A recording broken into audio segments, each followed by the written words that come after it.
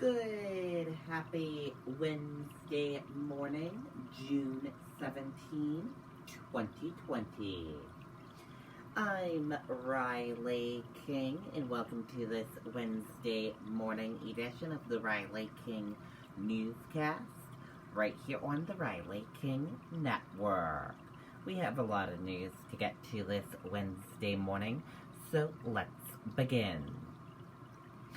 First up, 6 new COVID-19 deaths reported in New Hampshire.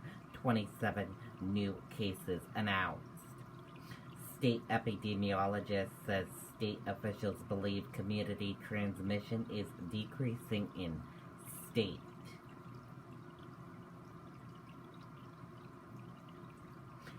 State health officials announced Tuesday that the deaths of 6 more people have been attributed to COVID-19.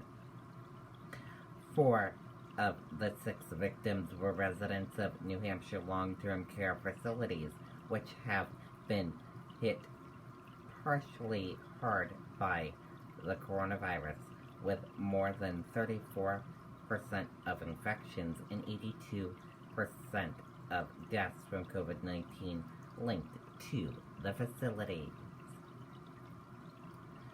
There have been 326 coronavirus-related deaths since the pandemic began, health officials said. Also on Tuesday, Dr. Benjamin Chan, the state epidemiologist, announced that there were 27 new positive COVID-19 tests, resulting in a total of 5,364 total cases.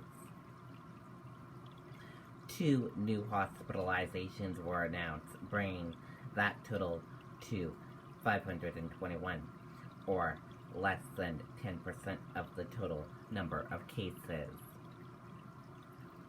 In all, more than 100,000 Granite Staters have been tested for active COVID-19 infections this year.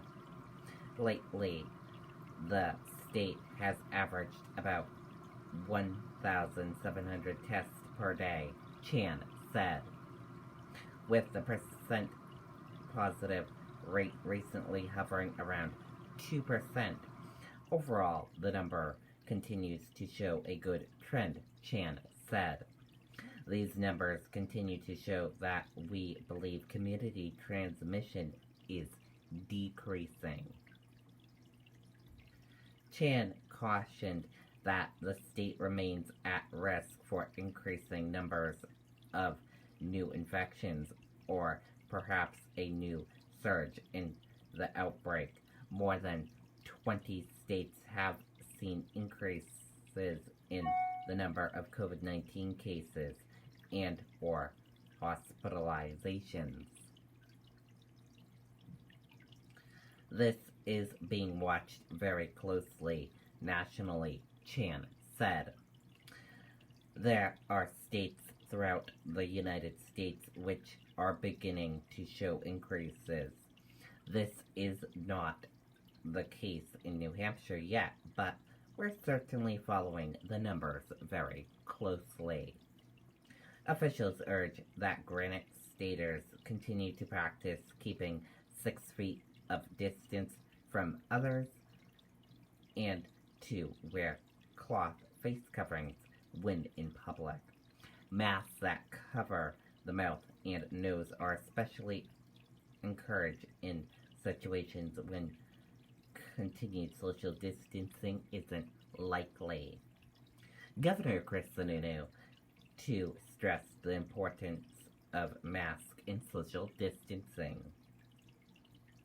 As wonderful as it is to see our numbers consistently on a downswing, that is still all a function of us having the right protocols in place, whether it's physical distance, the surge of mask, things of that nature, Sununu said.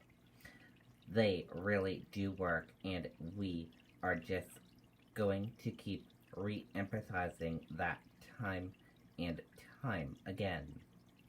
Sununu allowed the stay-at-home order to expire Monday night, and its place is a safer at-home advisory. He said those who are most risk for the disease are encouraged to stay home if possible, as they are healthier there. Now let's take a look at your COVID-19 in New Hampshire, what you need to know information. Let's take a look at that right now.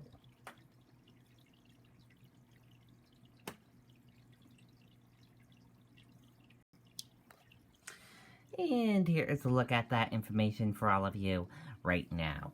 There are 5,364 number of people in New Hampshire have tested positive for COVID-19. 2,132,171 number of people in the United States who have tested positive. 326 number of deaths from COVID-19 in New Hampshire. 521 number of people who have been hospitalized with COVID-19 in New Hampshire. 116,788 number of deaths from COVID-19 in the United States. And here's a look at this map of New Hampshire where current cases of COVID-19 are. Manchester, 218. And here's a look at this map of New Hampshire where total cases of COVID-19 are. Manchester, 1418. And now let's take a look at these charts here. Let's start with the first chart here. New cases each day in New Hampshire in the purple, the LA new positive COVID-19 cases. In orange, new hospitalizations, and in the red are the deaths. And let's take a look at this chart here, current cases. In the purple, total current COVID-19 cases, and in the orange, current hospitalizations. And let's take a look at this chart here, total cases in the purple, total positive COVID-19 cases, in the orange, total hospitalizations, in the red, deaths, and in the blue, recovered. And let's take a look at this chart here, age group of cases,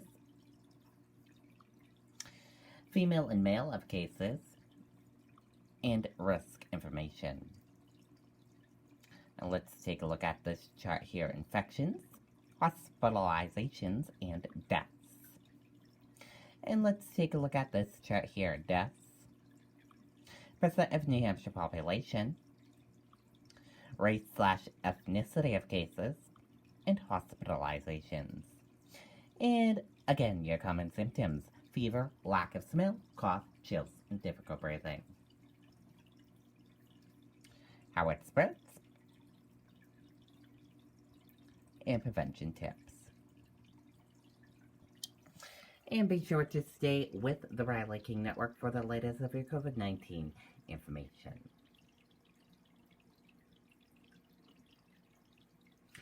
Sununu creates commission to examine police transparency and accountability.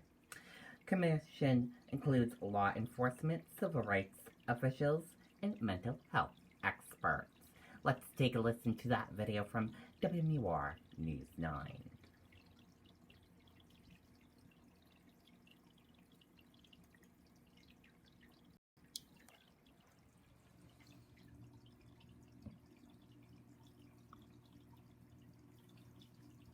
Chapel Tractor has been in our family since 1955, when great-grandfather Pearlie and our grandfather George decided to sell tractors.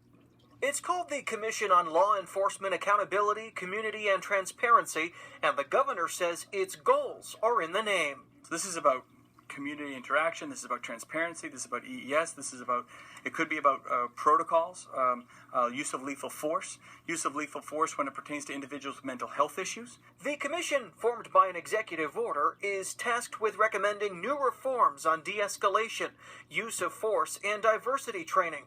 They have 45 days to get it done. This is not an issue where we want long and drawn-out study commissions. Reps from Black Lives Matter, the NAACP, and ACLU were invited to join, in addition to the state's Diversity Council and Human Rights Commission and law enforcement officers. How do we make the processes that are in the criminal justice system transparent, so that we can make sure that the laws are being applied equitably. James McKim of the Manchester NAACP says he plans to push for new training. Policing should predominantly be restorative justice rather than punitive justice. And I know there are many police who have that perspective. The challenge, I think, comes when you're in the heat of the situation. You need that training to really be able to put aside that implicit bias. The commission will also address issues surrounding documented police misconduct and whether lists kept by state prosecutors of disciplined officers should be public. If you're an officer that's received your due process and you're on that list, it should be public. There's a public interest in that. The state attorney general will chair the commission. Police union reps, in addition to members of the public and a judge, will also be involved. Reporting live in Concord, Tyler Dumont, WMUR News 9. Okay, and there you go on that video and that report.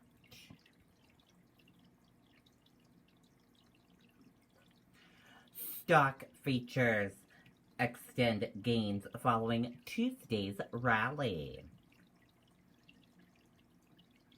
U.S. stock features surged. The market would continue to move higher on Wednesday following a big rally in the previous session that was fueled by a growing belief the worst may be over for the world's largest economy. Study shows possible new life-saving coronavirus drug in UK. Let's take a listen to that video from ABC News.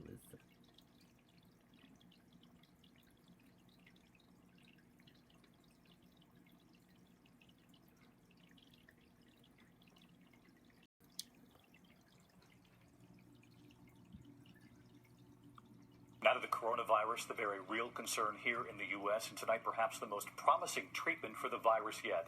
The UK's Oxford University now reporting a low-cost common steroid readily available here in the U.S. too, that has cut the death rate in some of the most severe cases by a third. Here's ABC's Maggie Rulli tonight. Tonight, a major potential breakthrough in the fight against coronavirus. The first drug that improves survival rates in the sickest COVID-19 patients. It's a really important first step. It shows what can be done, and it's shown it with a treatment that could be used immediately. Dr. Martin Landrick and his team at the University of Oxford discovered that dexamethasone, a common steroid, was shown to cut the risk of death by a third for patients who are on ventilators and reduce deaths by 20% for those who are on oxygen. When somebody comes off a ventilator, do they come off the ventilator dead or alive? And we've improved their chances of coming off that ventilator alive. The Oxford team worked in near record time, setting up what's believed to be the world's biggest trial of existing treatments in just weeks. Today's results are so encouraging, British doctors announced they'll begin treating patients with the drug today. It's really important because the drug itself is very widely available. It's on almost every pharmacy shelf in every hospital. It's available throughout the world, and it's extremely cheap. In fact, dexamethasone can be used to treat a patient in the U.S. for just $1 a day. For Scott Krakauer in New York, he says the drug was a turning point in his fight against COVID-19. I was coughing around the clock. He was in the ER and says he was having trouble breathing. But within hours of taking the drug, he says he began to feel better almost immediately. This was like a big difference, a huge difference after I went on the IV steroid that I felt. Dexamethasone's a steroid that reduces inflammation and appears to ease the virus's effects on lungs. It's different from another virus treatment, remdesivir, which speeds up recovery time, but hasn't yet shown benefit in improving survival rates. But news on that steroid, very promising, Maggie, with us. And there's also a new study tonight, Maggie, that just came out about how quickly the virus can spread, particularly among those under 40. And yeah, David, exactly. This is an alarming new study out of Japan that shows people ages 20 to 39, even those without symptoms, may be the ones who are driving the spread of this virus outside of hospitals. The study documents multiple cases where just one young person was able to trigger an infection cluster that infected 5 or more people in places like restaurants, bars, and gyms. Hi, everyone. George. Okay, there you go on that video and that report. And that does it for this morning edition of the Riley King Newscast, right here on the Riley King Network. Thank you for watching this morning edition of the Riley King Newscast. Have a great rest of your day. I'll see you back here later on today for another broadcast. I'll have a news report coming up in a little bit. Goodbye, everyone.